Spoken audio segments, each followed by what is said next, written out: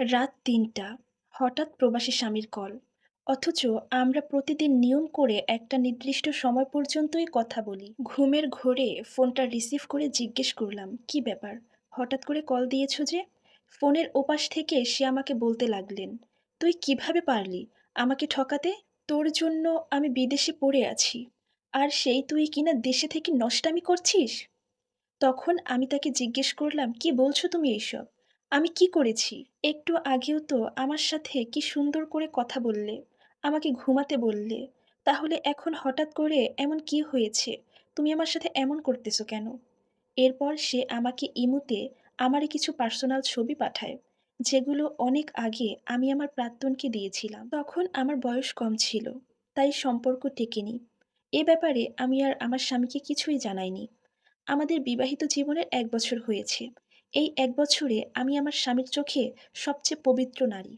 সে আমাকে প্রচণ্ড ভালোবাসত। আমি কক্ষনো বুঝিনি আজ থেকে ৬-৭ বছর আগের করা ভুলের মাসুল আমাকে এভাবে দিতে হবে। আমি তখন তাকে জিজ্ঞেস করলাম, "তুমি এইসব ছবি কোথায় পেয়েছ?" তখন সে আমাকে বললেন, "ওরে বিশ্বাসঘাতকিনী! তোর এই ছবি আমার সব বন্ধুদের ফোনে ছড়িয়ে গেছে।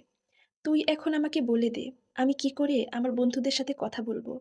কিভাবে ওদেরকে মুখ দেখাবো? আমার সব বন্ধুরা জানতো, আমার বউ কোনো পরপুরুষের সাথে কথাও বলে না। সেখানে তোর এমন নোংরা ছবি ওদের সবার ফোনে ছড়িয়ে গেছে।" এসব বলে সে কল রেখে দেয়। আমি তখন দিশেহারা হয়ে যাই। দিশেহারা হয়ে কাঁদতে, কাঁদতে আমি চিন্তা করি এখন আমি কি করব? এক পর্যায়ে আমি আমার প্রাক্তন প্রেমিকের নাম্বার খুঁজতে থাকি। কিন্তু তার নাম্বার আমি কোথায় পাবো? একসময় তো সবকিছু থেকে তাকে ডিলিট করে ফেলেছিলাম। সকাল হতে না হতেই সবাই আমাকে কলের পর কল দিচ্ছিল, মেসেজের পর মেসেজ দিচ্ছিল। আমি কারো কল রিসিভ করছি না। কিন্তু আমি সবার মেসেজ দেখতে পাচ্ছি। সবাই আমাকে নিয়ে হাসি ঠাট্টা করছে। আমিও আমার স্বামীকে কলের পর কল দিয়ে যাচ্ছি। কিন্তু সেও আমার কল রিসিভ করছে না। আমি শুধুমাত্র তার কাছে ক্ষমা চাওয়ার জন্য তাকে বারবার কল করে যাচ্ছিলাম। কিন্তু সে সব জায়গা থেকে আমাকে ব্লক করে দেয়। আমার দেবর, ননদ সবার কাছে আমার এমন ছবিগুলো পৌঁছে গেছে। আমি চিন্তা করতে লাগলাম, এত বছর পর আমার এত বড় সর্বনাশ করলোটা কে? কিন্তু এত বছর পর আমি এখন আমার প্রাক্তন বয়ফ্রেন্ডকে কোথায় পাবো?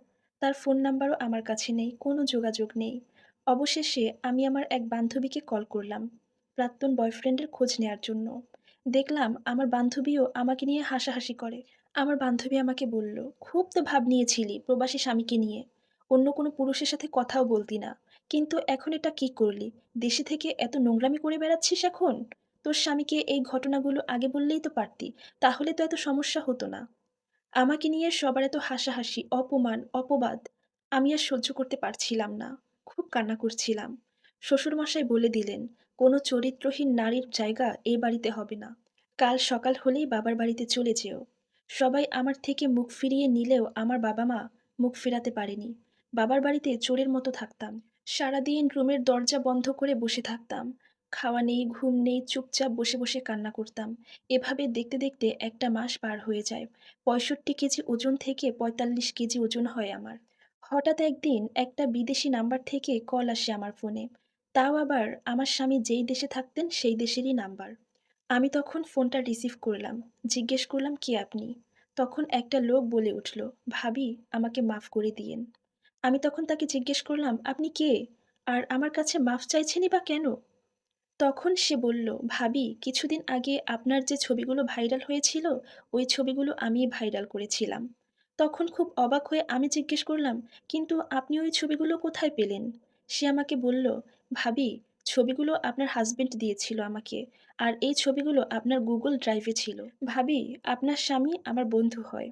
আর সে এখানকার একটা মেয়ের সাথে সম্পর্কে জড়িয়ে যায়। আপনার এই ছবিগুলো সে অনেকদিন আগেই পেয়েছিল। কিন্তু তারপরেও সে আপনার সাথে নিখুঁতভাবে অভিনয় করে গেছে, যাতে আপনার কর্মে আপনি অনুতপ্ত হন আর কাউকে মুখ দেখাতে না পারেন। গত সপ্তাহে আপনার স্বামী এই দেশে বিয়ে করেছে।" এই কথা শুনে আমার পায়ের নিচ থেকে যেন মাটি সরে গেল।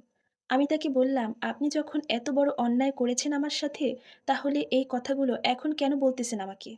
তখন সে আমাকে বলল, "আসলে ভাবি, সে আপনার সাথে, সাথে আমাকেও ঠকাইছে। সে যে মহিলার সাথে পরকীয়া করে যাকে নিয়ে ভেগে গেছে, যাকে বিয়ে করছে সে আর কেউ না, সে আমার বউ।" অনেক কষ্টের পরেও এই কথাটা শোনা মাত্রই আমার অনেক হাসি পেল। আমি তাকে হাসতে, হাসতে বললাম, ভাই দেখলেন, পাপ বাপকেও ছাড়ে না। আপনি আমার সর্বনাশ করেছেন, তাই প্রকৃতিও আপনাকে ছাড়েনি। অতীতের সাথে আমার বর্তমানে কোনো সম্পর্ক নেই, কিন্তু তবুও আমি কাউকে মুখ দেখাতে পারছি না। এই বলে ফোনটা রেখে দিলাম। হ্যাঁ, আমার জীবনে অনেক কষ্ট, কিন্তু তার মাঝেও আমি শান্তি অনুভব করছি। এই স্টোরি থেকে আমরা কি শিক্ষা পাই দেখুন। পাপ কখনো বাপকেও ছাড়ে না। এই মেয়েটা অতীতে একটা ভুল করেছিল, যার মাসুল তাকে বর্তমানে দিতে হচ্ছে। আর তার স্বামী কি নিখুঁত অভিনয় করে তার বন্ধুকে দিয়ে নিজের বউকে ভাইরাল করিয়ে তার বউকে নিয়েই পালালো। সত্যি, জীবন নাটকের থেকেও নাটকীয়।